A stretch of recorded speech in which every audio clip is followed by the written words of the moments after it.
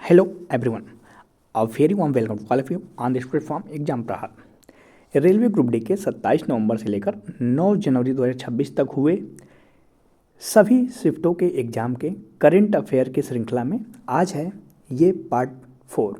अगर अभी तक आपने भाग 1, 2 और 3 को नहीं देखा है तो इसी वीडियोस के डिस्क्रिप्शन में लिंक्ड पिन है, वहाँ से जाकर आप देख सकते हैं।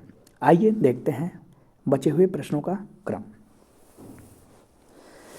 प्रश्न है, भारत ने स्क्वैश वर्ल्ड कप 2025 का खिताब किस टीम को हरा कर जीता? तो इसका सही उत्तर हो जाएगा option D, Hong Kong. Correct answer option D, Hong Kong हो जाएगा।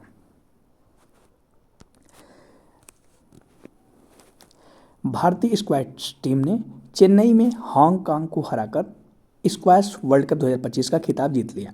यह भारत का पहला वर्ल्ड कप खिताब है। अब स्क्वैश खेल आपने देखा होगा कि 2 प्लेयर होते हैं,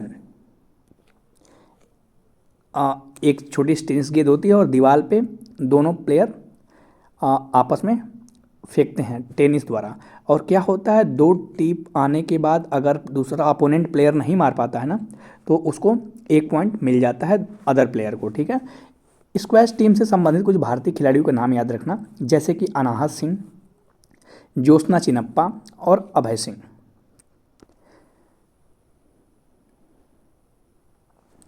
नेक्स्ट प्रश्न है, केंद्रीय बजट 2025-26 में केसीसी यानी कि किसान क्रेडिट कार्ड की सीमा 3 लाख से बढ़ाकर कितने लाख रुपए कर दिया गया?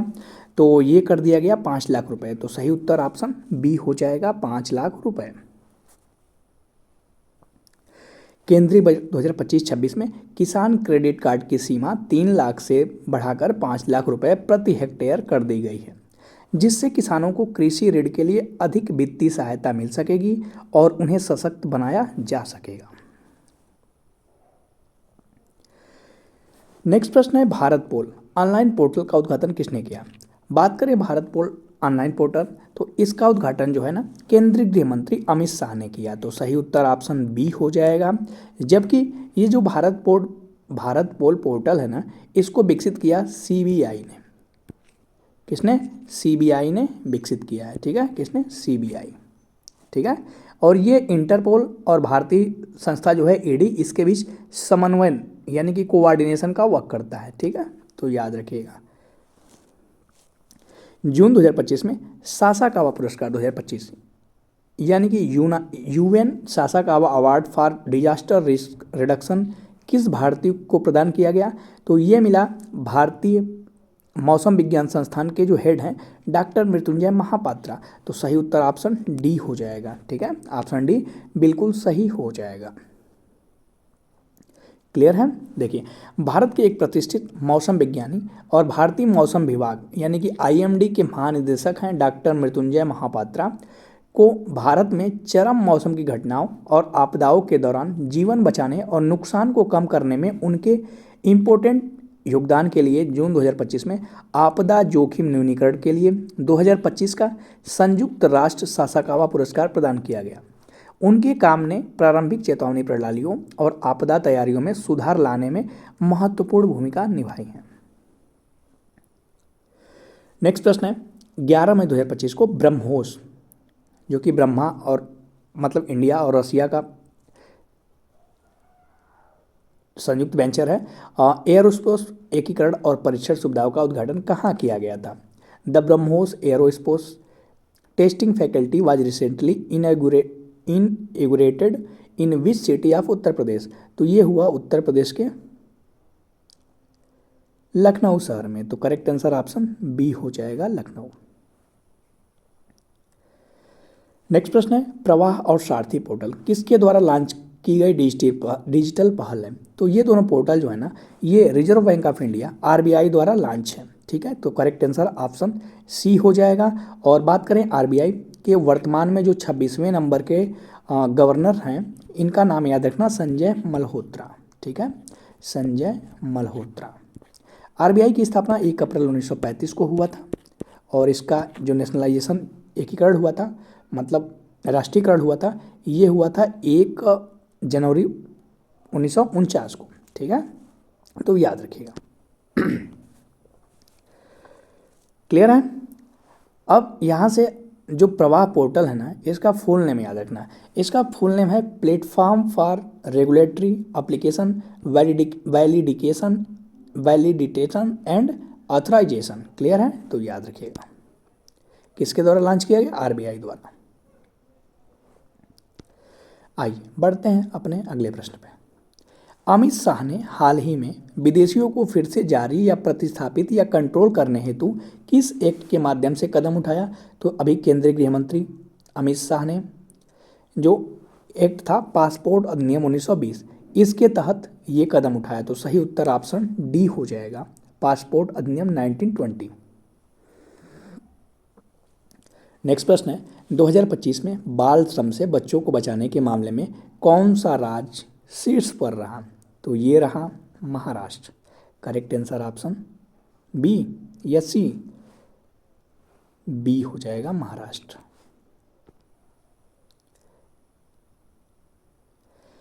ओरिजिनल सिन पुस्तक के को ऑथर कौन है? तो सही उत्तर होगा ऑप्शन सी, जैक टेपर और एलेक्स थॉम्पसन। नेक्स्ट प्रश्न है, 2025 में कुल 32 खिलाड़ियों को अर्जुन पुरस्कार दिया गया, जो 2024 का था, 25 में दिया गया था। इसमें कितने पैरा एथलीट थे जिनको अर्जुन पुरस्कार से सम्मानित किया गया? तो टोटल 17 पैरा एथलीट थे। तो करेक्ट आंसर ऑप्शन सी हो जाएगा, 17। झारखंड की जनजातियों और उनकी संस्कृति पर केंद्रित कविता संग्रह फिर उगना के लिए वर्ष 2025 का साहित्य अकादमी युवा पुरस्कार किस आदिवासी कवियत्री को दिया गया? तो ये थी doctor Parvati Tirkey. Option D बिल्कुल सही हो जाएगा। वहीं बात करें साहित्य अकादमी युवा पुरस्कार 2025 में जो दिया गया था, हिंदी भाषा के लिए पार्वती तिर्की को दिया गया था, फिर उगना उनकी कविता संग्रह के लिए। इसके अलावा याद रखिएगा, अंग्रेजी भाषा के लिए मिला अद्वैत कोट्टारी को, इनकी एक उपन्यास थी Siddharth the boy who become Buddha. ठीक है, वहीं उर्दू भाषा के लिए नेहा रुबाब को मिला, जबकि असमिया के लिए सूर्य प्रकाश भुइयाँ को मिला, जो कि इनकी लघु कथा थी कुचिया नामा। ये भी प्रश्न पूछे गए हैं। ठीक है, जबकि बंगाली भाषा के लिए त्रिदेव कुमार चट्टोपाध्याय को इनकी कहानी एक संग्रह था जिसका नाम था एखोनो गाये कांतादाय। ठीक है, जबकि बोडो भाषा के लिए अमर खुंगुर बोरो को इनकी कविता आंग असुर के लिए दिया गया। तो याद रखिएगा, ये है साहित्य अकादमी युवा पुरस्कार विजेता।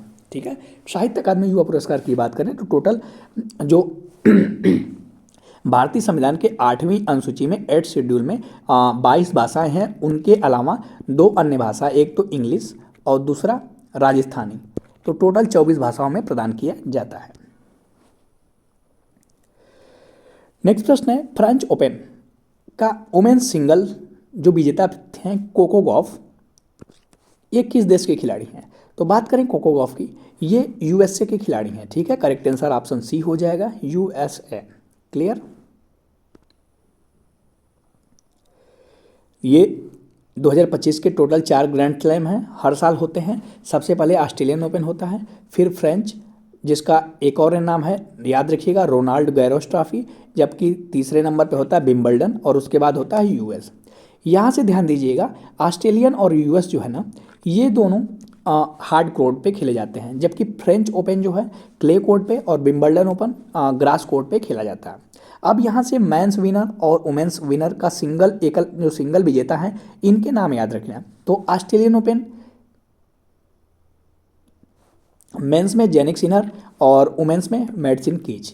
वहीं फ्रेंच ओपन की बात करें तो मेंस में कार्लोस अल्क्राज और महिला एकल विजेता थी कोको गॉफ, जबकि विंबलडन में मेंस विनर थे जेनिक सिनर, जबकि वुमेन्स विनर थी ईगा स्वेटेक। वहीं यूएस ओपन की बात करें तो कार्लोस अल्क्राज मेंस विनर थे, जबकि महिला एकल विजेता थी आरेना सेवलिंका। क्लियर है। यहाँ से ध्यान देना, अगर ये क्रम आपको पता है, ऑस्ट्रेलियन सबसे पहले होता है, फिर फ्रेंच, फिर विंबलडन, फिर यूएस, तो आपने देखा कि 2 ही व्यक्ति हैं मेंस में, एक तो जेनिक, दूसरा कार्लोस। एक बार जेनिक जीता, दूसरी बार कार्लोस, तीसरी बार जेनिक, फिर चौथी बार कार्लोस। ठीक है, तो मेंस याद करना काफ़ी आसान है। वहीं वुमेन्स में याद रखना की ऑस्ट्रेलियन ओपन की मेडिसिन कीज, और फ्रेंच ओपन कोको गॉफ, और विंबलडन में इगा स्वियाटेक, और यूएस ओपन में आरेना सेवलिंका। क्लियर है। यहाँ से ये किस देश के खिलाड़ी हैं ये भी नाम आपको पता होना चाहिए। तो बात करें जैनिक सिनर की तो ये इटली के हैं। कहाँ के हैं? इटली के। जबकि कार्लोस अल्कराज की बात करें तो ये स्पेन के खिलाड़ी हैं। वहीं बात करें मेडिसिन कीज और कोको गॉफ, ये दोनों यूएसए की प्लेयर हैं, और इगा स्वियाटेक की बात करें तो ये पोलैंड से हैं। जबकि आरेना सेवलिंका की बात करें ना तो ये हैं आपकी बेलारूस से। ठीक है, तो याद रखिएगा। इसके अलावा ना प्रश्न ये भी पूछे जाते हैं कि ये जो मेंस एकल और वुमेन्स एकल विजेता हैं ये किसको हरा के जीते हैं। तो सिंपल सी बात है, देखिए ऑस्ट्रेलियन ओपन जैनिक सिनर ने हराया था अलेक्जेंडर जेवरेव को।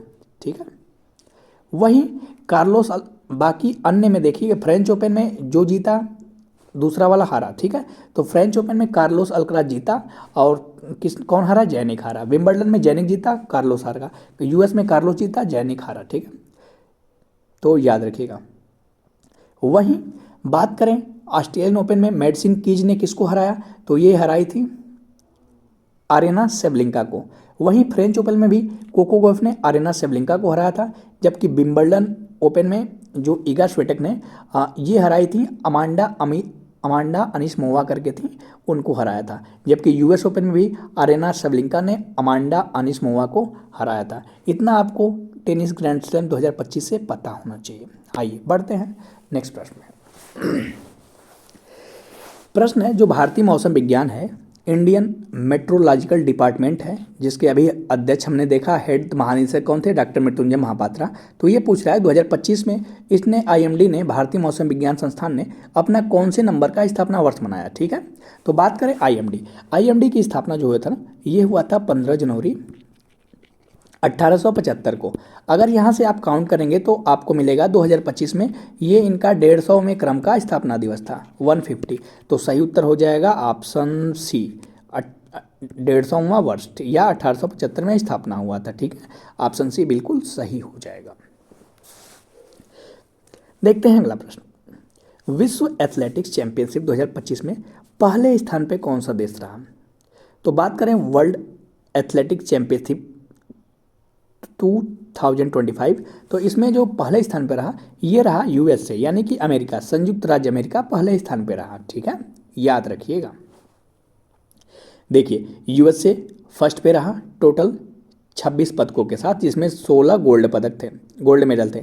वहीं अन्य देश की बात करें तो केन्या दूसरे नंबर पे था और जमैका तीसरे पे था। ठीक है, और यह चैंपियनशिप जो हुआ था 13 से 21 सितंबर 2025 तक जापान के टोक्यो में आयोजित किया गया था। तो ये भी ध्यान रखिएगा।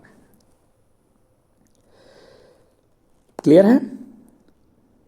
जबकि इसको कंफ्यूज मत होना कि विश्व एथलेटिक्स चैंपियनशिप 2025 में अमेरिका जीता सबसे अधिक पदक के साथ, शीर्ष पे रहा। लेकिन अगर वहीं पूछे ना कि विश्व पैरा एथलेटिक्स चैंपियनशिप 2025 में कौन विजेता रहा, तो ये ब्राज़ील रहा। ठीक है, टोटल 44 पदकों के साथ। जबकि जो विश्व पैरा एथलेटिक्स चैंपियनशिप 2025 हुआ था इसमें भारत का स्थान याद रखिएगा 10वां स्थान था। क्लियर है, तो याद रखिएगा। जबकि विश्व एथलेटिक्स चैंपियनशिप में भारत का कोई स्थान नहीं रहा। बढ़ते हैं अगले प्रश्न में। मई 2025 में आईआईटी हैदराबाद और जापान की कंपनी ने मिलकर किस लॉन्ग रेंज वायरलेस टेक्निक का विकास किया या परीक्षण किया? तो ये था बियॉन्ड 5G, मतलब 5G से परे और 6G वायरलेस तकनीक। तो सही उत्तर हो जाएगा option B, beyond 5G and 6G wireless technique. Clear है, ऑप्शन बी बिल्कुल सही हो जाएगा। देखिए आईआईटी हैदराबाद और जापान की कंपनी ने मई 2025 में मिलकर बियॉन्ड 5G यानी 5G से ऊपर और 6G वायरलेस टेक्निक का सफलतापूर्वक परीक्षण किया। यह तकनीक लंबी दूरी के वायरलेस संचार के लिए विकसित की गई है। क्लियर है, चलिए बढ़ते हैं अपने अगले प्रश्न पर। केंद्रीय बजट 2025-26 में ministry of science and technology यानी कि विज्ञान और प्रौद्योगिकी मंत्रालय को कुल कितनी राशि आवंटित की गई? तो ये किया गया था 38,613 करोड़ रुपए। तो करेक्ट आंसर ऑप्शन डी हो जाएगा, 38,613 करोड़ रुपए। क्लियर है।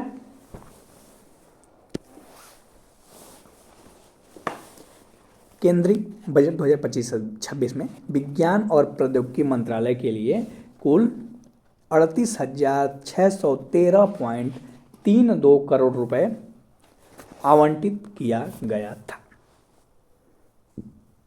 क्लियर है?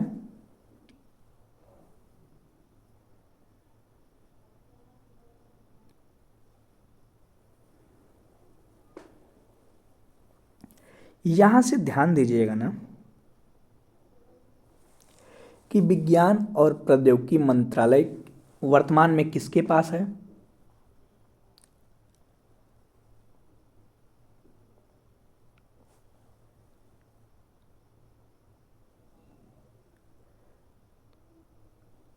तो विज्ञान और प्रौद्योगिकी मंत्रालय की बात करें तो कौन है वर्तमान में?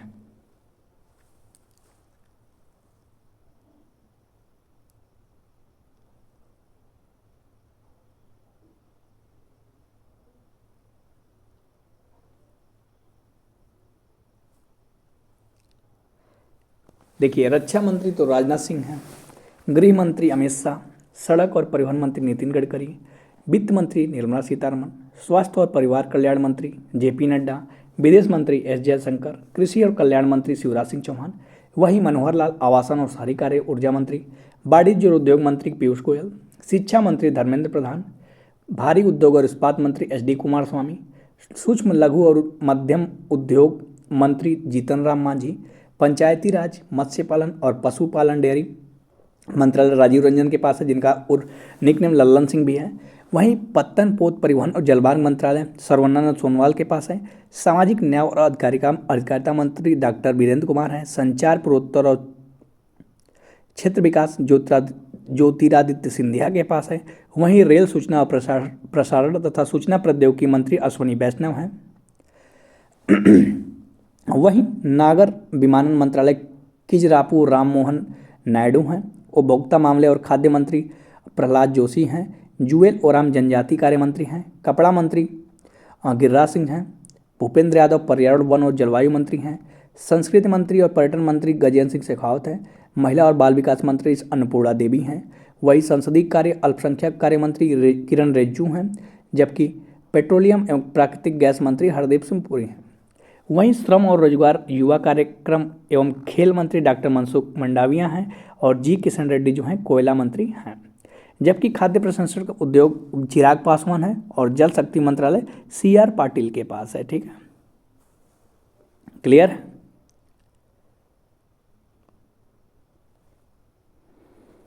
वहीं डॉक्टर जितेंद्र सिंह जो है ना, ये विज्ञान प्रौद्योगिकी व पृथ्वी व अंतरिक्ष विज्ञान मंत्रालय इनके पास है।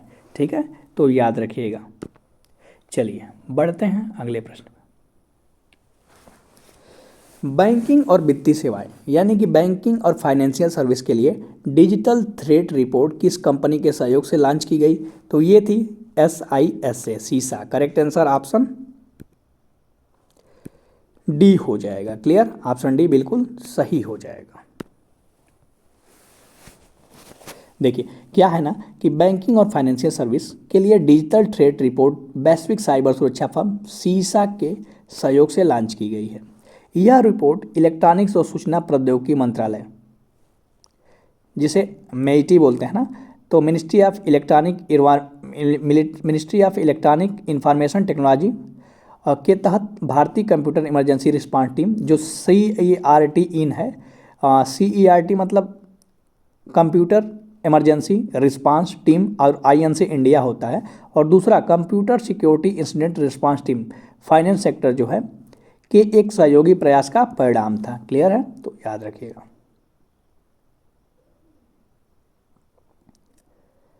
आइए बढ़ते हैं अगले प्रश्न में। 2025 में अर्जुन पुरस्कार से सम्मानित स्वीटी बुरा का संबंध किस खेल से था? तो ये थी स्वीटी बुरा बॉक्सिंग। करेक्ट आंसर क्या हो जाएगा? ऑप्शन सी हो जाएगा। जैसा कि आपको पता होगा कि 2024 का जो पुरस्कार मिला था अर्जुन पुरस्कार, टोटल 32 लोगों को 2025 में दिया गया था। तो ये टोटल 32 लोगों को मिला था अर्जुन अवार्ड। ठीक है, इसमें याद रखना कि स्वीटी बुरा और नीतू गंगास का संबंध बॉक्सिंग से है, वहीं ज्योति और अन्नू का संबंध एथलेटिक्स से है। जबकि अन्य विजेता हैं वंतिका अग्रवाल, सलीमा टेटे, अभिषेक नयन, संजय राणा, जर्मनप्रीत सिंह, सुखजीत सिंह, राकेश कुमार, प्रीतिपाल और दीप्ति जीवन जी। इसके अलावा ध्यान दीजिएगा अजीत सिंह, सचिन सर्जेराव खिलारी, धर्मवीर, प्रणव शर्मा, एच होकातो सेमा, सिमरन जी, नवदीप, नितेश कुमार, थुलु सिमाती मुरुगेसन, नित्याश्री सुमाथा सिवान, मनीषा रामदास, कपिल परमार, रुबीना फ्रांसिस, मोना अग्रवाल और स्वप्निल कुलसाले। इसके अतिरिक्त जो अन्य व्यक्ति हैं ये हैं सरबजीत सिंह, अभय सिंह, साजन प्रकाश और अमन शाह रावत। तो ये किस फील्ड से है ना, ये भी आपको पता होना चाहिए। जैसे सरबजीत सिंह की बात करें तो शूटिंग से हैं, अभय सिंह की बात करें तो स्क्वैश से हैं वहीं साजन प्रकाश की बात करें तो तैराकी से हैं, और अमन शाह रावत की बात करें तो कुश्ती से हैं। बाकी जो अन्य हैं ना ये किस खेल से हैं आप देख लीजिएगा, ठीक है। ये हम लोग काफ़ी डिस्कस कर चुके हैं कई बार। ये थे अर्जुन अवार्ड 2025। इसके अलावा 2 लोगों को अर्जुन अवार्ड लाइफ टाइम पुरस्कार भी मिला था, जो कि एक तो सुच्चा सिंह थे और दूसरा मुरलीकांत राजाराम पेटकर थे, ठीक है। आइए बढ़ते हैं अगले प्रश्न पे। नीरज चोपड़ा ने ओस्ट्रावा गोल्डन स्पाइक 2025 में पुरुषों की भाला फेंक स्पर्धा में कितने मीटर का भाला फेंका था? तो ये फेंका था 85.29 मीटर। करेक्ट आंसर ऑप्शन सी हो जाएगा। क्लियर। नेक्स्ट प्रश्न है which is India fully indigenous automated air defence control and reporting system developed by Bharat electronics limited यानी BEL for the Indian army. यानी कि हाल ही में भारत की पूर्णतः स्वदेशी स्वचालित वायु रक्षा नियंत्रण एवं रिपोर्टिंग प्रणाली कौन सी है जिसे भारतीय सेना के लिए भारतीय इलेक्ट्रॉनिक्स लिमिटेड द्वारा विकसित किया गया? तो ये था आकाश तीर। करेक्ट आंसर ऑप्शन सी हो जाएगा, आकाश तीर। क्लियर है। जो आकाश तीर है ना इसको निर्माण जो किया है ये बेल ने किया है। बेल मतलब भारत इलेक्ट्रॉनिक्स लिमिटेड। इसको भेल से कंफ्यूज मत होना, भारत हैवी इलेक्ट्रिक लिमिटेड होता है, ठीक है। बात करें तो आकाश तीर एक स्वचालित वायु रक्षा नियंत्रण और रिपोर्टिंग प्रणाली है जिसका उद्देश्य है भारतीय सेना की वायु रक्षा क्षमताओं को बढ़ाना, जिससे हवाई खतरों को तत्काल और समन्वित जवाब दिया जा सके। इसकी क्षमता की बात करें तो यह भारतीय सेना, वायुसेना और नौसेना के सेंसर और हथियार प्रणालियों को एक डिजिटल ग्रिड पर एकीकृत करना है। क्लियर है। नेक्स्ट प्रश्न है प्रथम ई स्पोर्ट वर्ल्ड कप का आयोजन किस देश में किया गया? तो बात करें ई स्पोर्ट वर्ल्ड कप 2025 पहली बार किया गया और ये किया गया सऊदी अरब में। तो सही उत्तर ऑप्शन बी हो जाएगा, सऊदी अरब। नेक्स्ट प्रश्न है टाइगर ट्रम्प युद्ध अभ्यास जो कि इंडिया और यूएसए के मध्य होता है करा 2025 में ये कहाँ पे हुआ था? तो ये हुआ था विशाखापट्टनम। ध्यान दीजिएगा ना, जो टाइगर ट्रम्प युद्ध अभ्यास है ये 2025 में जो हुआ ना, इसके 2 फेज होते हैं। अगर बात करें हार्बर फेज की यानी कि बंदरगाह चढ़ की तो ये विशाखापट्टनम में हुआ, जबकि सी फेज यानी समुद्री चढ़ की बात करें तो ये काकीनाडा में संपन्न हुआ था। क्लियर है। और कब हुआ? 1 से 13 अप्रैल 2025 के मध्य में। वहीं ध्यान दीजिएगा 2025 में टाइगर ट्रम्प का जो भारत और यूएस के मध्य होता है 4था एडिशन था। क्लियर है, इतना ध्यान दीजिएगा। आइए बढ़ते हैं अपने अगले प्रश्न पर। प्रधानमंत्री की आर्थिक सलाहकार परिषद के अध्यक्ष के रूप में जून 2025 में किसे नियुक्त किया गया? Who was appointment of the chairman of the Economic Advisory Council to the Prime Minister in 2025 in June? तो सही उत्तर हो जाएगा ऑप्शन सी, एस महेंद्र देवा। करेक्ट आंसर ऑप्शन सी हो जाएगा। क्लियर है। नेक्स्ट प्रश्न है वर्ष 2025 में अंतर्राष्ट्रीय मुद्रा कोष की स्प्रिंग मीटिंग का आयोजन किस शहर में किया गया? तो आईएमएफ का हेडक्वार्टर कहाँ पे है? Washington DC. तो यही आयोजित हुआ। ऑप्शन डी बिल्कुल सही हो जाएगा। क्लियर। देखिए ये कब से कब हुआ? तो 21 से 26 अप्रैल 2025 के मध्य आयोजित हुआ था वाशिंगटन डीसी में। क्लियर है। इंडिया जस्टिस रिपोर्ट 2025 के अनुसार कौन सा एकमात्र राज्य है जिसने पुलिस बल और जिला न्यायपालिका में एससी, एसटी और ओबीसी यानी कि शेड्यूल कास्ट, शेड्यूल ट्राइब और अदर बैकवर्ड कास्ट के लिए आरक्षण कोटा पूरा किया? और ये रहा कर्नाटका। सही उत्तर ऑप्शन ए हो जाएगा, कर्नाटका। नेक्स्ट प्रश्न है, देश का पहला राज्य कौन सा बना जिसने राशन वितरण के लिए आधार आधारित फेस ऑथेंटिकेशन शुरू किया? Which state become the first in the country to launch Aadhaar based face authentication for ration distribution?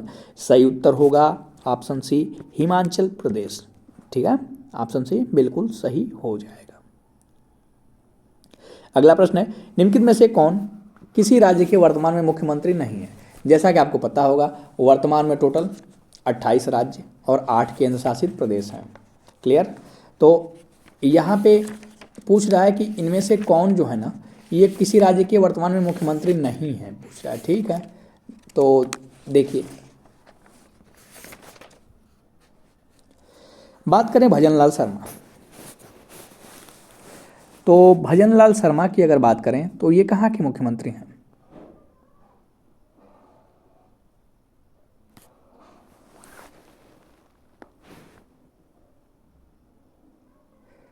जो भजनलाल शर्मा है ना,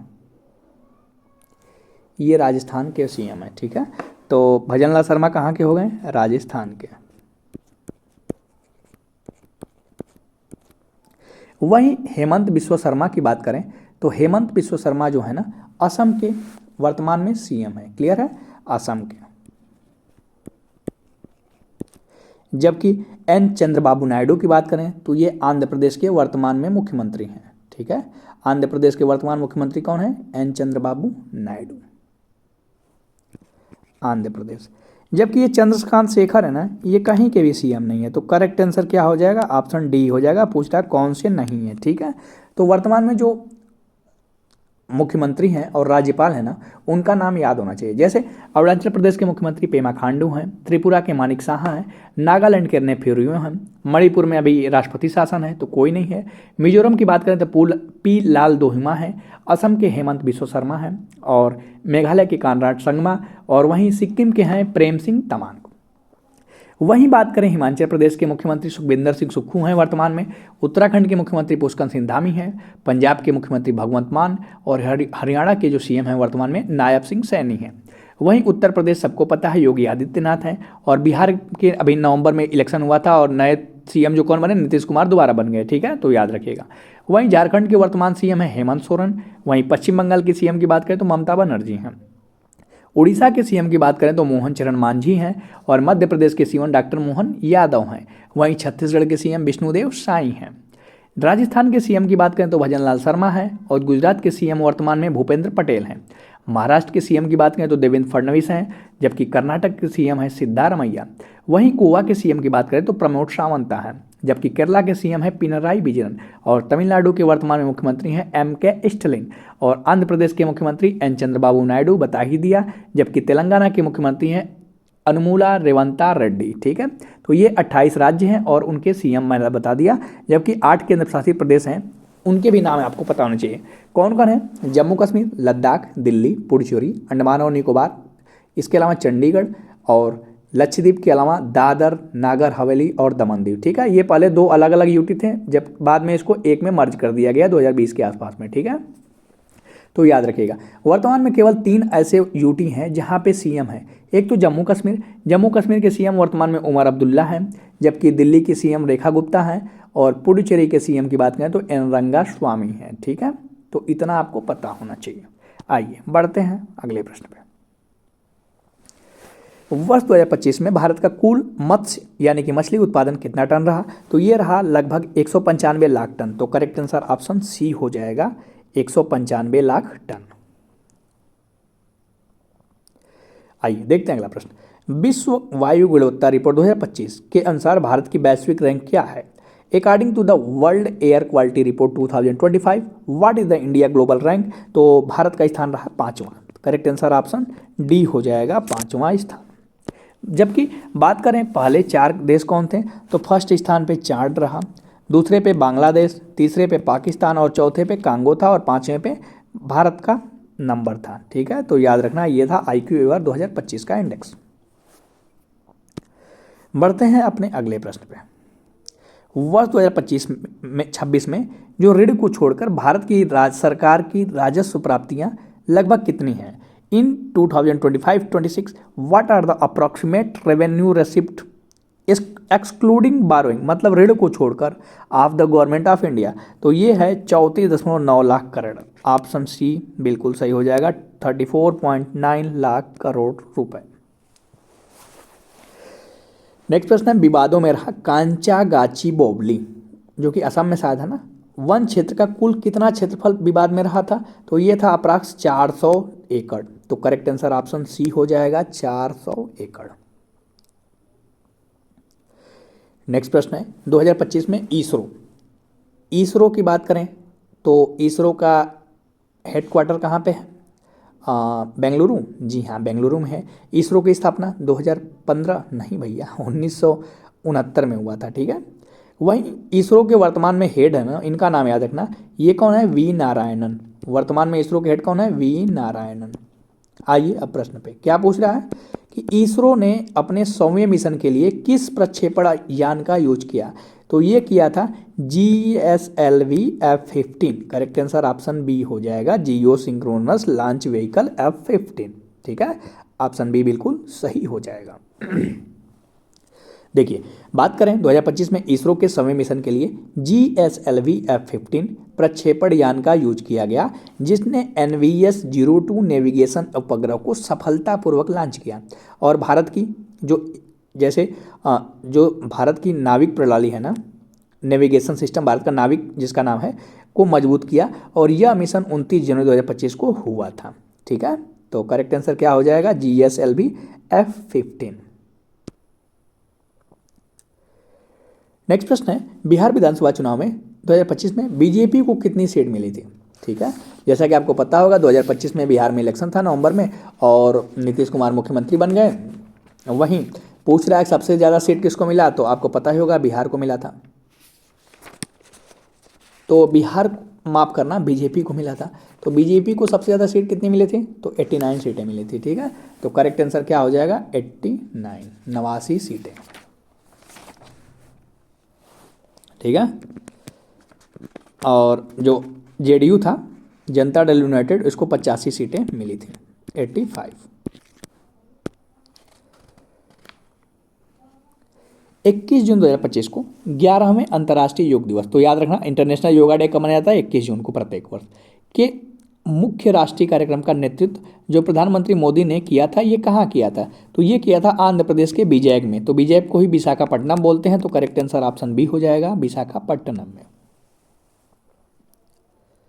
प्रधानमंत्री श्री नरेंद्र मोदी ने आंध्र प्रदेश के विशाखापट्टनम में 11वें अंतर्राष्ट्रीय योग दिवस के अवसर पर राष्ट्रव्यापी समारोह का नेतृत्व किया और योग सत्र में भाग भी लिया था। चलिए बढ़ते हैं अपने अगले प्रश्न में। चीन ने अपना नया के वीज़ा किस क्षेत्र के लिए शुरू किया, तो ये शुरू किया था high level foreign talent science and technology के लिए। तो करेक्ट आंसर ऑप्शन सी हो जाएगा, उच्च स्तरीय विदेशी प्रतिभा विज्ञान और प्रौद्योगिकी के लिए। अगला प्रश्न है, 16 अक्टूबर क्या मनाया जाता है प्रत्येक वर्ष? विश्व खाद्य दिवस।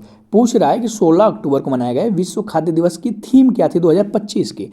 तो बात करें 2025 की जो थीम थी ना, ये थी better food better future, hand in hand for better food and better future. Correct answer option A हो जाएगा। क्लियर है? याद रखना क्या है theme? Hand in hand for better food better future. विश्व खाद्य दिवस 2025 की थीम प्रत्येक वर्ष 16 अक्टूबर को मनाया जाता है। जबकि ये प्रश्न भी पूछा गया था कि 15 सितंबर को मनाया जाता है कौन सा दिवस, तो अंतर्राष्ट्रीय लोकतंत्र दिवस यानी कि इंटरनेशनल डेमोक्रेसी डे प्रत्येक वर्ष 15 सितंबर को मनाया जाता है। अगर बात करें 2025 की थीम की अंतर्राष्ट्रीय लोकतंत्र दिवस की, तो ये था लैंगिक समानता प्राप्त करना कार्रवाई द्वारा कार्रवाई, यानी कि achieving gender equality action by action. Clear है? तो याद रखिएगा। जबकि आपको पता होगा प्रत्येक वर्ष 16 सितंबर को मनाया जाता है विश्व ओजोन परत संरक्षण दिवस, यानी कि वर्ल्ड ओजोन डे 16 सितंबर को मनाया जाता है। 2025 की थीम है विज्ञान से वैश्विक कार्रवाई तक, from science to global action. Clear है? तो याद रखना थीम और डेज काफ़ी इंपॉर्टेंट है एग्जाम पॉइंट्स ऑफ व्यू से, चाहे कोई भी वनडे एग्जाम हो। नेक्स्ट बात करें 1 जुलाई। 1 जुलाई को मनाया जाता है राष्ट्रीय चिकित्सक दिवस। ये भी प्रश्न पूछा गया था, इसकी थीम पूछी गई थी। तो क्या थी थीम इसका? मास्क के पीछे देखभाल करने वाले की देखभाल कौन करता है, यानी कि behind the mask caring for the carers, या इसके अलावा लिखा रहेगा behind the mask who help the healers. ठीक है? तो याद रखना दोनों थीम एक ही चीज़ है। मतलब अर्थ दोनों का मतलब एक ही है। जबकि 1 जुलाई को है जीएसटी दिवस। इसके अलावा चार्टर्ड अकाउंटेंट डे भी मनाया जाता है। बात करें 8 जून, 8 जून को प्रत्येक वर्ष विश्व महासागर दिवस मनाया जाता है। 2025 की थीम है, ये भी पूछा गया था रेलवे ग्रुप डी के शिफ्टों में, तो इसका थीम है 2025 का आश्चर्य जो हमें बनाए रखता है उसे हमें बनाए रखना है। वंडर सस्टेनिंग व्हाट सस्टेन अस। ठीक है, तो याद रखना काफ़ी इंपॉर्टेंट है। आइए बढ़ते हैं अपने अगले प्रश्न। डॉक्टर दुब्बू नागेश्वर रेड्डी को वर्ष 2025 में पद्म विभूषण से सम्मानित किया गया। उन्हें यह सम्मान किस क्षेत्र में दिया गया? तो पद्म विभूषण की बात करें तो जो डॉक्टर दुब्बेश्वर नागेश्वर रेड्डी हैं ये मेडिसिन से संबंधित है, तो करेक्ट आंसर ऑप्शन सी हो जाएगा, चिकित्सा। जैसा कि आपको पता होगा 2025 में टोटल राष्ट्रपति द्रौपदी मुर्मू ने 139 पद्म पुरस्कार वितरित किए थे, जिसमें 7 पद्म विभूषण थे, 19 पद्म भूषण थे और 113 पद्मश्री थे। इसके बारे में हम लोग डिस्कस पिछले पार्ट 3 में काफ़ी अच्छे से किए हैं, वहाँ से आप देख सकते हैं। बाकी आप देख लीजिए, ये है पद्म विभूषण विजेता, जिनमें दुब्बू नागेश्वर रेड्डी की बात करें तो मेडिसिन से हैं तेलंगाना के, जगदीश सिंह खेर की बात करें तो पब्लिक अफेयर से हैं चंडीगढ़ के, कुमुदु रजनीकांत लखिया की बात करें तो कला से हैं गुजरात की, और लक्ष्मी नारायण सुब्रमण्यम की बात करें तो कला से हैं कर्नाटका के। वहीं एमटी वासुदेवन नैयर, ओसामू सुजुकी और शारदा सिन्हा को मरणोपरांत मिला था। एमटी वासुदेवन नैयर की बात करें तो ये लिटरेचर एजुकेशन से हैं केरला के, वहीं ओसामू सुजुकी ट्रेड इंडस्ट्री यानी कि व्यापार और प्रबंधक से हैं और जापान के हैं। जबकि शारदा सिन्हा से आप लोग परिचित होंगे, बिहार की हैं, लोक गायिका जो आर्ट से संबंधित है। ठीक है, आइए बढ़ते हैं अपने अगले प्रश्न पे। आईएनएस तमाल भारत को किस देश ने दिया? तो बात करें आईएनएस तमाल की तो ये दिया था रसिया ने। करेक्ट आंसर ऑप्शन सी हो जाएगा। रसिया को पहले यूएसएसआर बोलते थे, यूनाइटेड स्टेट ऑफ सोवियत रूस। ठीक है, बाद में 1991 में इसका विघटन हुआ और कई देशों में टूट गया था और वर्तमान में इसका नाम रसिया है। ठीक है, नेक्स्ट प्रश्न है मार्च ऑफ ग्लोरी पुस्तक के लेखक कौन है? तो बात करें मार्च ऑफ ग्लोरी पुस्तक के लेखक तो ये हैं के अरुमुगम। जी हैं, के अरुमुगम है और बोरिया मजुमदार नहीं। के अरुमुगम के अलावा है एरोल डी क्रूज, तो ऑप्शन सी बिल्कुल सही हो जाएगा, के अरुमुगम और एरोल डी क्रूज। ठीक है, तो याद रखिएगा, सारे प्रश्न रेलवे ग्रुप डी के सभी शिफ्टों में पूछे गए ही हैं। 2025-26 के केंद्रीय बजट में स्वास्थ्य और परिवार कल्याण मंत्री के लिए कितना बजट आवंटित किया गया है? तो ये किया गया था अप्रॉक्स 99,858.56 करोड़ रुपए। करेक्ट आंसर ऑप्शन बी हो जाएगा। क्लियर है, कितना किया गया था? 99,858 करोड़ रुपए। किसको? स्वास्थ्य और परिवार कल्याण मंत्रालय के लिए।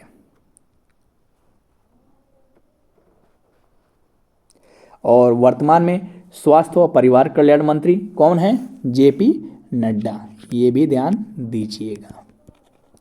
इसके अलावा जेपी नड्डा जो है ना रासायनिक उर्वरक मंत्री भी हैं। ठीक है, रसायन उर्वरक मंत्री भी हैं। आइए बढ़ते हैं। देखिए 2025-26 के लिए केंद्रीय बजट में स्वास्थ्य और परिवार कल्याण मंत्रालय के लिए यानी ministry of housing and family welfare के लिए लगभग 99,858.56 करोड़ रुपए यानी कि लगभग 1 लाख करोड़ रुपए आवंटित किए गए थे, जो कि पिछले से एक बड़ी वृद्धि थी। और इसे कितना था? 99,858.56 करोड़ यानी लगभग 1 लाख करोड़ रुपए। और बता दिया जैसे कि वर्तमान में जेपी नड्डा क्या है? स्वास्थ्य और परिवार कल्याण मंत्री हैं। अगला प्रश्न देखते हैं। 2025 पैरा एथलेटिक्स विश्व चैंपियनशिप कहाँ आयोजित किया गया था? तो बात करें 2025 का पैरा एथलेटिक्स विश्व चैंपियनशिप तो ये किया गया था नई दिल्ली में ही। करेक्ट आंसर ऑप्शन जी, भारत, नई दिल्ली। ठीक है, कहाँ पे हुआ?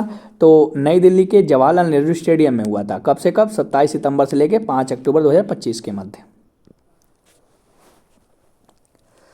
अगला प्रश्न है हमारा बख्शी कप 2025 का विजेता कौन रहा? तो ये बना था भारतीय नौसेना अकादमी यानी कि इंडियन नेवल अकादमी। और ये किसको हराया था? एनडीए को, नेशनल डिफेंस एकेडमी। ठीक है, जो कि खड़गवासला में है। बात करें भारतीय नौसेना तो नौसेना दिवस प्रत्येक वर्ष 4 दिसंबर को मनाया जाता है, याद रखिएगा। और नौसेना के वर्तमान अध्यक्ष कौन है? दिनेश कुमार त्रिपाठी यानी DK त्रिपाठी, ये भी ध्यान दीजिएगा। ठीक है,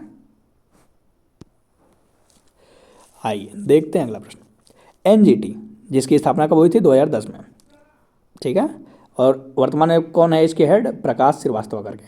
तो NGT ने हाल ही में सीवेज ट्रीटमेंट प्लांट में UV यानी कि अल्ट्रा वायलेट रेज यानी कि पराबैंगनी किरणों की प्रभावशीलता का आकलन करने के लिए किस IIT के साथ समझौता निर्देश दिया है? तो ये दिया था IIT दिल्ली या मद्रास? तो IIT दिल्ली हो जाएगा। करेक्ट आंसर ऑप्शन ए हो जाएगा, IIT दिल्ली। अगला प्रश्न है, IIT मद्रास में शुरू किए गए भारतीय सेना के अनुसंधान केंद्र का नाम क्या था? तो ये था अग्निशोध। ऑप्शन ए करेक्ट हो जाएगा, अग्निशोध। क्लियर है? IIT मद्रास में भारतीय सेना द्वारा शुरू किए गए अनुसंधान केंद्र का नाम अग्निशोध है, जो रक्षा नवाचार और प्रौद्योगिकी को बढ़ावा देने के लिए स्थापित किया गया है ताकि शैक्षणिक अनुसंधान को सैन्य जरूरतों से जोड़ा जा सके। आइए देखते हैं अगला प्रश्न। विश्व सूमो चैंपियनशिप 2025 यानी कि वर्ल्ड सूमो चैंपियनशिप 2025 किस देश में आयोजित किया गया था?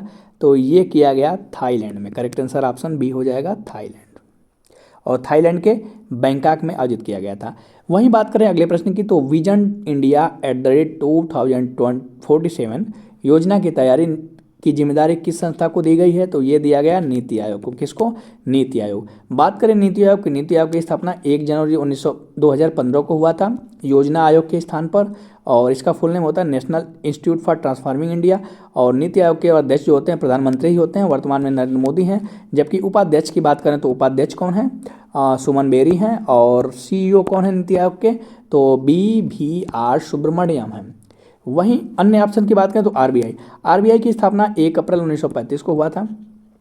वर्तमान में RBI के जो गवर्नर हैं 26वें नंबर के हैं ये, इनका नाम है संजय मल्होत्रा। ठीक है, तो याद रखना। वहीं याद रखना वित्त आयोग की बात करें तो ये भारतीय संविधान के अनुच्छेद 280 में है। ठीक है, चलिए बढ़ते हैं अगले प्रश्न पर। 2025 की फिडे विश्व जूनियर शतरंज चैंपियनशिप किसने जीती? तो ये जीता था प्रणव वेंकटेश ने। करेक्ट आंसर ऑप्शन ए हो जाएगा, प्रणव वेंकटेश। जून 2025 में औद्योगिक विकास को बढ़ावा देने के लिए किस राज्य सरकार ने उद्योग क्रांति पहल की शुरुआत की? तो ये था पंजाब गवर्नमेंट था। करेक्ट आंसर ऑप्शन ए हो जाएगा, पंजाब। बढ़ते हैं अपने अगले प्रश्न पे। भारतीय खान ब्यूरो को हाल ही में E-गवर्नेंस 2025 के लिए राष्ट्रीय पुरस्कारों में कौन सा पुरस्कार दिया गया? तो ये दिया गया स्वर्ण पुरस्कार। करेक्ट आंसर ऑप्शन बी हो जाएगा, गोल्ड अवार्ड। क्लियर है? भारतीय खान ब्यूरो को E-गवर्नेंस 2025 के लिए राष्ट्रीय पुरस्कारों में अपने माइनिंग टेनमेंट सिस्टम के लिए स्वर्ण पुरस्कार से सम्मानित किया गया, और यह पुरस्कार विशाखापट्टनम में आयोजित राष्ट्रीय E-गवर्नेंस सम्मेलन के दौरान प्रदान किए गए थे। नेक्स्ट प्रश्न है, 2025 महिला फुटबॉल में गेम चेंजर अवार्ड किसे प्रदान किया गया? तो ये थी Anita Asante. Correct answer option C हो जाएगा, अनीता असांते। बढ़ते हैं अगले प्रश्न में। एयर क्वालिटी इंडेक्स 2025-24 के अनुसार भारत का सबसे प्रदूषित शहर कौन सा है? तो ये है मेघालय का Byrnihat. Correct answer option D हो जाएगा, बर्निहाट। हाल ही में गुजरात का साइबर FIR पोर्टल का नाम क्या है जो अभी लॉन्च हुआ था? तो ये था तेरा तुझको अर्पण। करेक्ट आंसर ऑप्शन सी हो जाएगा, तेरा तुझको अर्पण क्या लागे मेरा। ठीक है, ऑप्शन सी बिल्कुल सही हो जाएगा। नेक्स्ट प्रश्न है, मार्च 2025 में स्वास्थ्य सेवा यानी हेल्थ केयर क्षेत्र के लिए AI वॉइस असिस्टेंट जिसका नाम है ड्रैगन कोपायलट किस कंपनी ने लॉन्च किया? तो ये किया था IBM ने। करेक्ट आंसर ऑप्शन बी हो जाएगा, इंटेलिजेंट बिजनेस मशीन। आइए बढ़ते हैं अगले प्रश्न पे। भारत सरकार ने E0 FIR सिस्टम लॉन्च किया जो कितने रुपए से अधिक की साइबर धोखाधड़ी की शिकायतों को नेशनल क्राइम रिपोर्टिंग पोर्टल यानी कि जो NCRP है या हेल्पलाइन 1930 पर दर्ज करने पर तुरंत एक ऑटोमेटिक FIR में बदल देता है? तो ये है 10 लाख से ऊपर। करेक्ट आंसर ऑप्शन सी हो जाएगा, 10 लाख। हाल ही में इंडिया पोस्ट पेमेंट बैंक ने श्रमिकों के लिए कौन सी योजना शुरू की? तो ये किया था प्रधानमंत्री श्रम योगी मानधन योजना। नहीं, ये किया था अंत्योदय श्रमिक सुरक्षा योजना। करेक्ट आंसर ऑप्शन बी हो जाएगा। ठीक है, अंत्योदय श्रमिक सुरक्षा योजना। बढ़ते हैं अगले प्रश्न। 2025 एशियाई शीतकालीन खेल यानी कि एशियन विंटर गेम 2025 चीन के किस शहर में आयोजित किया गया था? तो ये किया गया था चीन के हार्बिन में। करेक्ट आंसर ऑप्शन बी हो जाएगा, चीन हार्बिन। ठीक है, क्लियर है। कब से कब हुआ? तो 7 से 14 फरवरी 2025 तक हुआ था। कहाँ? चीन के हार्बिन में। क्या हुआ था? एशियाई शीतकालीन खेल 2025। तो याद रखिएगा। According to the union budget 2025-26 what is the estimate fiscal deficit as a percentage of GDP? तो ये रहा 4.4%। ऑप्शन सी बिल्कुल सही हो जाएगा। नेक्स्ट प्रश्न है, निम्नलिखित में से किस खिलाड़ी को मई 2025 में अखिल भारतीय फुटबॉल महासंघ पुरस्कारों में men's player of the year से नामित किया गया? तो ये थे Subhashis Bose. Correct answer option C हो जाएगा। अब यहाँ से AIFF यानी कि ऑल इंडिया फुटबॉल फेडरेशन द्वारा 2025 के पुरस्कार विजेताओं का नाम आपको पता होना चाहिए। सबसे पहले बात करें तो पुरुष प्लेयर ऑफ द ईयर किसको मिला था? सुभाषिस बोस को। वहीं महिला player of the year Soumya Guguloth को। वहीं पुरुषों का वर्ष का सर्वश्रेष्ठ गोलकीपर मिला था विशाल कैथ को। वहीं महिला गोलकीपर का अवार्ड एलंगबम पंथोई चानू को मिला था। और वहीं पुरुषों का होनहार खिलाड़ी की बात करें तो वर्ष का सर्वश्रेष्ठ खिलाड़ी मिला था ब्रिसन फर्नांडिस को। वहीं महिला वर्ग में मिला था तोइजम थोई बिसाना चानू को। क्लियर है। इसके अलावा AIFF पुरस्कार 2025 में बात करना तो पुरुष कोच ऑफ द ईयर मिला था खालिद जमील को, जबकि महिला coach of the year Sujata कर को। वहीं पुरुष रेफरी ऑफ द ईयर मिला था वेंकटेश आर को। और महिला रेफरी ऑफ द ईयर का पुरस्कार मिला था टेंकचम रंजीता देवी को। जबकि पुरुषों की सहायक referee of the year Vairamuthu P को। और महिला को मिला था, महिला में मिला था सहायक रेफरी ऑफ द ईयर री हो हलांग धर को। ठीक है, तो याद रखिएगा। आइए बढ़ते हैं अगले प्रश्न। भारत ने हाल ही में किस देश से जूट उत्पादों के आयात पर प्रतिबंध लगाया? Recently India has banned the important for of jute product from which country? तो ये था बांग्लादेश से। करेक्ट आंसर ऑप्शन सी हो जाएगा, बांग्लादेश। बांग्लादेश की राजधानी ढाका और करेंसी टका है।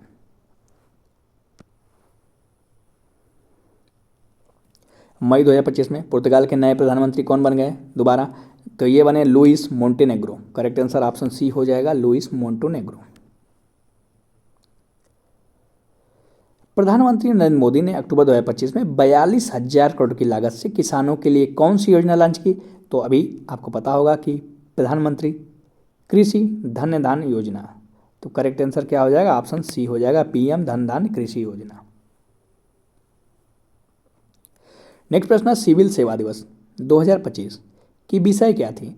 तो इसकी विषय थी empowering citizen through efficient and transparent governance. Correct answer option B हो जाएगा। क्लियर, सिविल सेवा दिवस की थीम।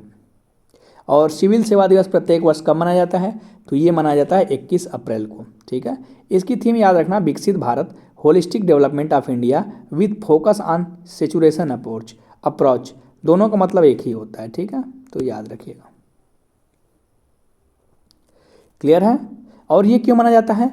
तो क्या है ना, 21 अप्रैल 1947 को जो सरदार वल्लभ भाई पटेल थे, जिनको आयरन मैन बोला जाता है, ने दिल्ली के मेट ऑफ हाउस में प्रशासनिक सेवा अधिकारियों को संबोधित किया था। और उन्हें क्या बोला था? स्टील फ्रेम ऑफ इंडिया, यानी भारत का इस्पात ढांचा बोला था। ठीक है, तो याद रखना। और 2025 में ये 17वें नंबर का मनाया गया। ठीक है, 21 अप्रैल को प्रत्येक वर्ष मनाया जाता है, जबकि 25 अप्रैल को क्या मनाया जाता था? 25 अप्रैल मलेरिया दिवस। ठीक है, तो याद रखना। ठीक है, तो करेक्ट आंसर क्या हो जाएगा? सिविल सेवा दिवस की पूछे तो 21 अप्रैल को। ठीक है, तो याद रखना। वहीं 22 अप्रैल को क्या मनाया जाता है? तो 22 अप्रैल को आपको पता होगा पृथ्वी दिवस मनाया जाता है। ठीक है, जबकि इसी से लिंक करके 22 मार्च को जल दिवस मनाया जाता है, वाटर डे। चलिए बढ़ते हैं अगले प्रश्न।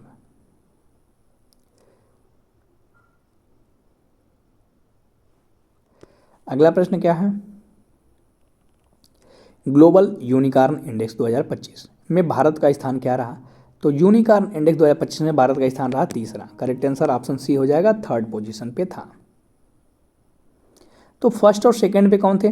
तो पहले स्थान पे यूएस था और दूसरे पे चाइना था, ये भी ध्यान दीजिए 2025 के यूनिकॉर्न इंडेक्स में, और तीसरे पे भारत रहा था।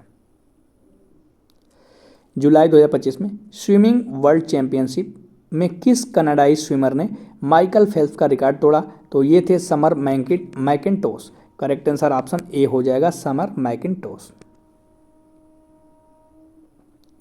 नेक्स्ट प्रश्न है, 2025 में रसिया और ईरान के बीच राजनीतिक, ऊर्जा और आर्थिक संबंधों को लेकर किस अवधि की रणनीतिक साझेदारी के नए समझौते पर हस्ताक्षर किया गया?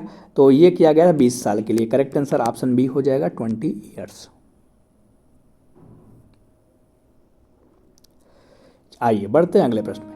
सुप्रीम कोर्ट ने हाल ही में मई 2025 में न्यायिक सेवा में प्रवेश के लिए वकालत के लिए कितने साल के अनुभव को फिर से इसेंशियल यानी कि अनिवार्य कर दिया? तो ये कर दिया मिनिमम 3 वर्ष का। करेक्ट आंसर ऑप्शन बी हो जाएगा, 3 ईयर्स। आइए बढ़ते हैं अगले प्रश्न। प्लास्टिक कचरे के निपटान से मुख्य रूप से सतत विकास का कौन सा लक्ष्य संबंधित है? तो आपको पता होगा टोटल 17 सस्टेनेबल डेवलपमेंट गोल हैं। वहीं प्लास्टिक कचरे से संबंधित बात करें तो ये है SDG 12, ठीक है। उत्तरदायी उपभोग और उत्पादन यानी कि रिस्पॉन्सिबल कंजप्शन एंड प्रोडक्शन, ये आता है ऑप्शन बी में, करेक्ट हो जाएगा, ठीक है। ये प्लास्टिक कचरे से संबंधित है। क्लियर है? तो याद रखना वर्तमान में कितने सस्टेनेबल डेवलपमेंट गोल हैं? 17। तो याद रखना गोल 1 क्या है? No poverty. वहीं गोल 2 जीरो हंगर। गोल 3 की बात करता है गुड हेल्थ एंड वेलबींग। वहीं गोल 4 की बात करें तो ये बात करता है क्वालिटी एजुकेशन की। जबकि गोल 5 जेंडर इक्वलिटी की बात करता है और गोल 6 है क्लीन वाटर एंड सैनिटाइजेशन। जबकि गोल 7 है अफोर्डेबल एंड क्लीन एनर्जी। जबकि गोल 7 कहता है decent work and economic growth. जबकि गोल 9 की बात करें तो इंडस्ट्री इनोवेशन इन इंफ्रास्ट्रक्चर की बात करता है। जबकि गोल 10 जो है रिड्यूस इनइक्वलिटी की बात करता है। वहीं बात करें गोल 11 जो है ये है सस्टेनेबल सिटीज एंड कम्युनिटीज। जबकि गोल 12 जो है रिस्पॉन्सिबल कंजप्शन एंड प्रोडक्शन है। जबकि गोल 17 की बात करें तो इसमें है क्लाइमेट एक्शन। जबकि गोल जो 14 है ये है लाइफ बेलो वाटर।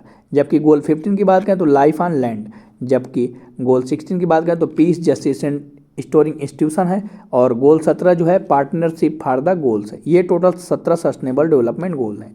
वहीं बात करें हिंदी में तो गोल 1 जो है ये है जीरो गरीबी। जबकि गोल 2 जो है शून्य भूख। गोल 3 कहता है अच्छा स्वास्थ्य। और सस्टेनेबल डेवलपमेंट गोल जो सतत विकास गोल है लक्ष्य है गोल 4 ये है गुणवत्तापूर्ण शिक्षा। जबकि गोल 5 लैंगिक समानता की बात करता है। गोल 7 स्वच्छ जल। गोल 6 स्वच्छ जल के बारे में। और गोल 7 जो है सस्ती ऊर्जा और स्वस्थ ऊर्जा। और गोल 8 जो है अच्छा काम, रोजगार और विकास की बात करता है। जबकि गोल 9 जो है उद्योग और नवाचार की बात करता है। और गोल 10 की बात करें तो असमानता में कमी की बात करता है। गोल 11 जो है टिकाऊ शहर, सुरक्षित शहर। गोल 12 जो है जिम्मेदार खपत और टिकाऊ उत्पादन, इसी में प्लास्टिक वगैरह आते हैं। गोल 13 की बात करें तो जलवायु कार्रवाई से संबंधित है। और गोल 14 है जल के नीचे जीवन। जबकि गोल 15 जो है धरती पर जीवन यानी कि स्थल पर जीवन। और गोल 16 जो है शांति और न्याय से संबंधित है, मजबूत संस्था। और गोल 17 जो है साझेदारी वैश्विक सहयोग। ये जो 17 गोल है ना एग्जाम पॉइंट ऑफ व्यू से काफ़ी इंपॉर्टेंट है और यूपीपीसीएस का ना एक फेवरेट टॉपिक भी है। तो ये 17 गोल आपको पता होना चाहिए। आइए बढ़ते हैं अगले प्रश्न में।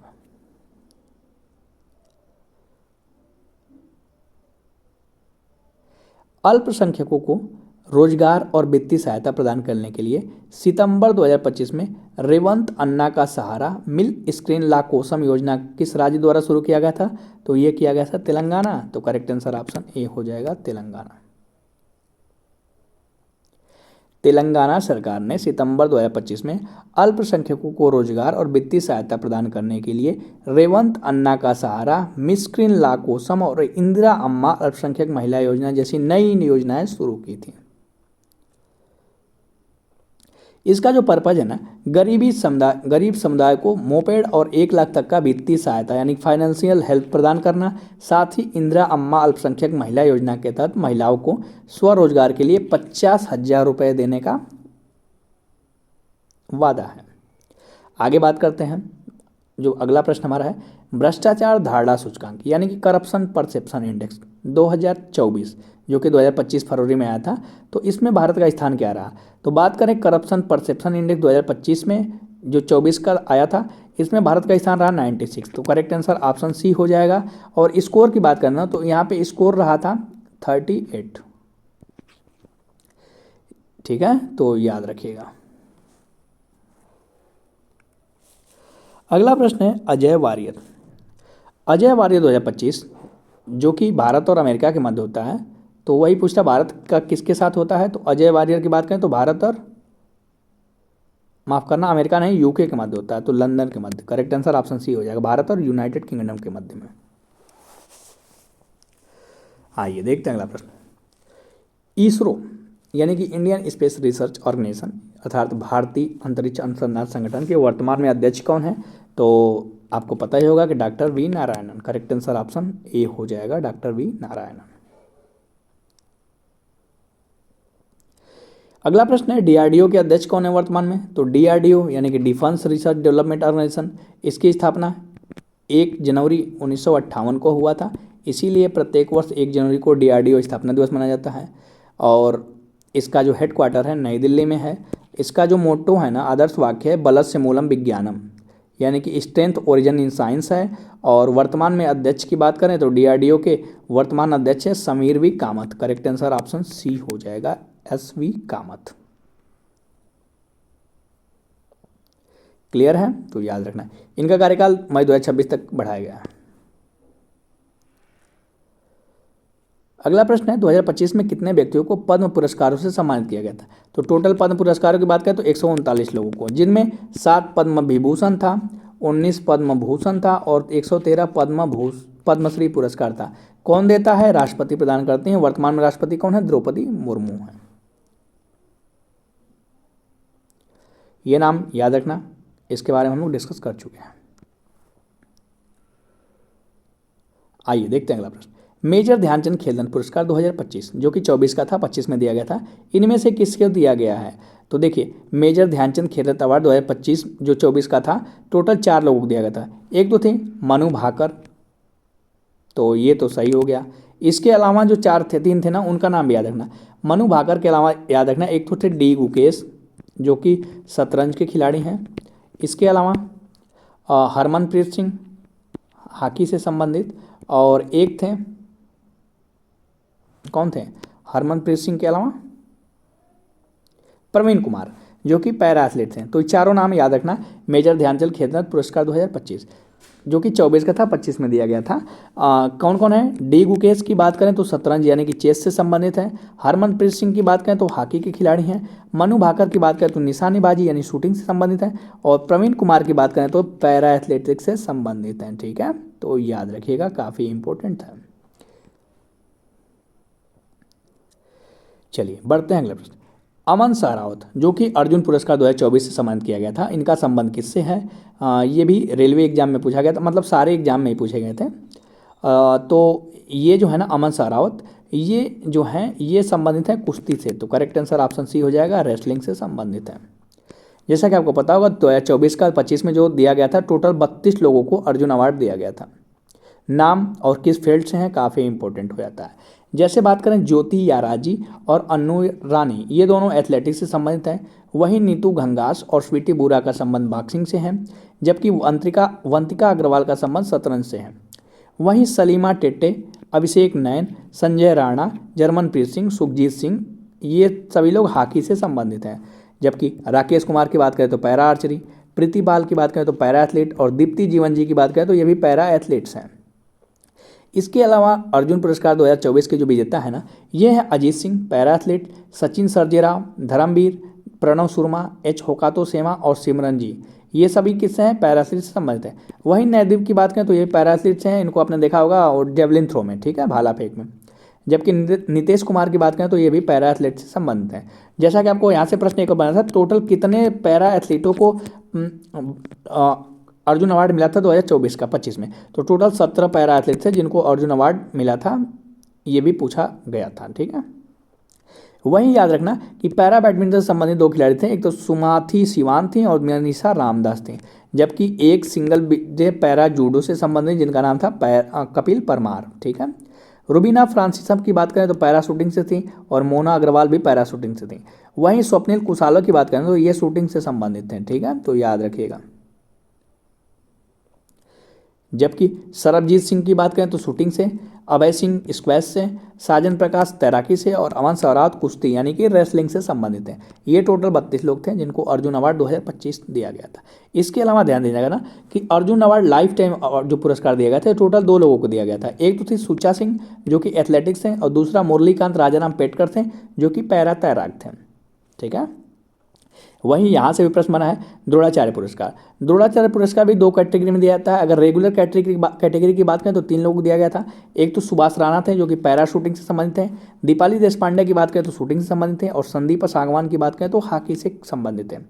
जबकि द्रोणाचार्य पुरस्कार 2024 को लाइफ टाइम स्टडी में दिया गया था, टोटल 2 लोगों को दिया गया था। एक तो थे एस मुरलीधरन जो कि बैडमिंटन खिलाड़ी हैं और अरमांडो एग्नोलो जो कि फुटबॉल से संबंधित खिलाड़ी हैं। सारे किसी न किसी शिफ्टों में पूछे गए प्रश्न हैं यहाँ से। ठीक है, तो इस को याद रखिएगा जिनका भी आगे एग्जाम है फरवरी में या जिनका भी एग्जाम पड़ा है आरआरबी एएलपी जेई या आरआरबी टेक्नीशियन। ठीक है, उन सभी एग्जामों के लिए ये सीरीज काफ़ी इंपॉर्टेंट होने वाला है।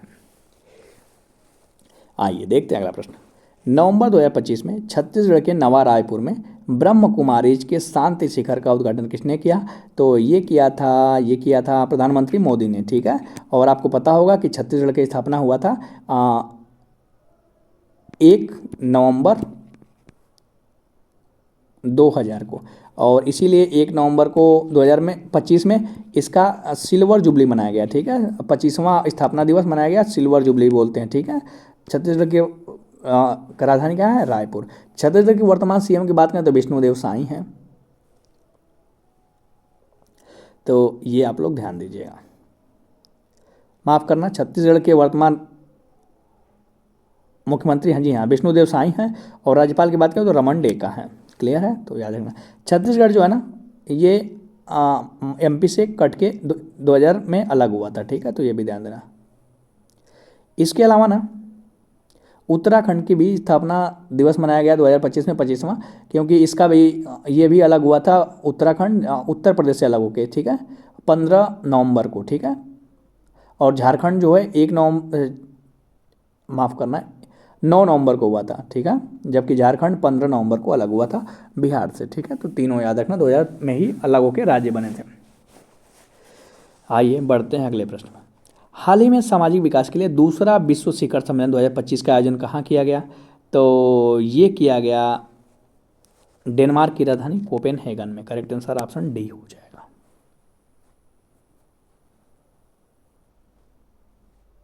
माफ करना, दोहा में आयोजित किया गया था।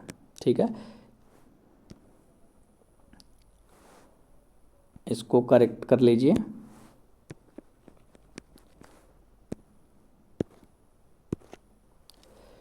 कतर की राजधानी दोहा में किया गया था। ठीक है, ऑप्शन ए करेक्ट हो जाएगा।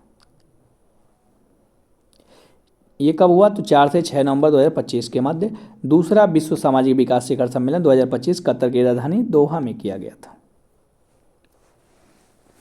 जबकि इसी संबंधित एक और है पारंपरिक चिकित्सा पर डब्ल्यूएचओ का दूसरा वैश्विक शिखर सम्मेलन की बात करें तो ये 17 से 19 दिसंबर 2025 के मध्य नई दिल्ली के भारत मंडपम में हुआ था। ठीक है, और ये हुआ था विश्व स्वास्थ्य संगठन यानी कि डब्ल्यूएचओ और भारत के आयुष मंत्रालय द्वारा संयुक्त रूप से आयोजित किया गया था। क्लियर है। डब्ल्यूएचओ की बात करें तो इसके हेडक्वार्टर कहाँ पे है? जिनेवा स्विट्जरलैंड में है और इसकी स्थापना हुआ था 7 अप्रैल 1948 को। इसीलिए प्रत्येक वर्ष 7 अप्रैल को विश्व स्वास्थ्य दिवस भी मनाया जाता है। ठीक है, और जो डब्ल्यूएचओ के वर्तमान में अध्यक्ष हैं, हेड हैं, ये है टेड्रोस अधानोम गैब्रियस। तो दोनों याद रखना, काफ़ी इंपॉर्टेंट है। आइए बढ़ते हैं अगले प्रश्न। जवाहरलाल नेहरू स्टेडियम नई दिल्ली में आयोजित पहली फिट इंडिया कार्निवाल 2025 का उद्घाटन किसने किया? तो ये किया था डॉक्टर मनसुख मंडाविया जो खेल और मंत्री भी हैं। ठीक है, करेक्ट आंसर ऑप्शन ए हो जाएगा, डॉक्टर मनसुख मंडाविया। क्या है ये डॉक्टर मनसुख मंडाविया? श्रम और रोजगार मंत्री के अलावा युवा कार्यक्रम और खेल मंत्रालय भी इन्हीं के पास है। ठीक है, तो याद रखिएगा। आइए देखते हैं अगला प्रश्न। साल 2025 में रेगुलर श्रेणी में पैराशूटिंग कोच के लिए द्रोणाचार्य पुरस्कार किसको मिला? तो अभी डिस्कस किया गया, टोटल 3 लोगों को। तो पैराशूटिंग में बात करें तो ये थे Subhash Rana. Correct answer option A हो जाएगा, सुभाष राणा। याद रखना 3 नाम रेगुलर कैटेगरी में, एक तो पैराशूटिंग में सुभाष राणा, दूसरा शूटिंग में दीपाली देश पांडे, और हॉकी में संदीप सागवान। वहीं लाइफ टाइम श्रेणी में 2 लोगों को मिला था, एक तो एस मुरलीधरन बैडमिंटन में, और अरमांडो एग्नेलो की बात करें तो फुटबॉल से संबंधित है। क्लियर है? जबकि मेजर ध्यानचंद खेल रत्न पुरस्कार ये भी बता दिया, डी गुकेश, हरमनप्रीत सिंह, मनु भाकर और प्रवीण कुमार। क्लियर है? तो अभी जो हम लोग श्रृंखला चलाए हैं 27 नवंबर से लेकर 9 जनवरी के मध्य करेंट अफेयर के पूछे गए प्रश्नों का श्रृंखला में बहुत सारे प्रश्न बचे हुए हैं, जिनको नेक्स्ट पार्ट में हम लोग कवर करेंगे, पार्ट 5 में। तो आज के लिए बस इतना ही, मिलते हैं नेक्स्ट पार्ट 5 के साथ। तब तक के लिए बाय बाय। और यदि अभी तक आपने पार्ट 1, 2, 3 नहीं देखा तो कोई नहीं, इस वीडियो के डिस्क्रिप्शन में जाइए, वहाँ पर लिंक पड़े होंगे पार्ट 1, 2, 3 का, वहाँ से आप देख सकते हैं। तो तब तक के लिए बाय बाय।